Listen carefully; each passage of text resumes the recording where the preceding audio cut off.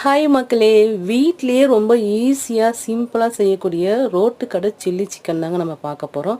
சூப்பராக இருக்கும். இது மாதிரி போன்லெஸ் சிக்கனாக நம்ம எடுத்துக்கலாம்.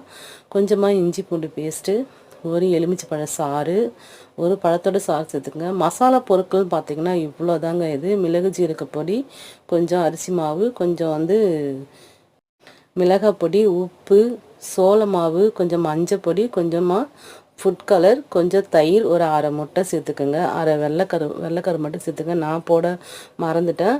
நீங்கள் போடும்போது அது சேர்த்துக்கோங்க. நல்லா பொரிக்கிறதுக்கு நல்லா சாஃப்டாக நல்லா சூப்பராக வரும். இதை மாதிரி நம்ம எல்லாத்தையும் கலந்து ஒரு 1/2 hour அப்படியே விட்டுட்டு அதுக்கப்புறமா நம்ம பொரித்து இது மாதிரி எடுத்துக்கலாம்.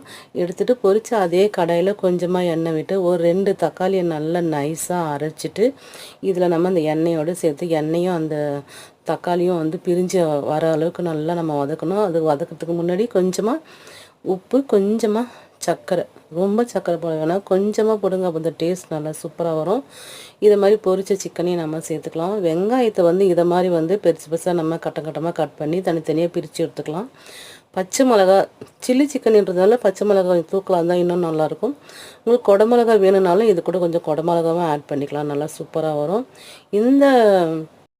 இதெல்லாம் பொரிஞ்சு வர டைமில் கொஞ்சமாக தண்ணியில் கொஞ்சம் ஃபுட் கலர் தேவைன்னா சேர்த்துக்குங்க.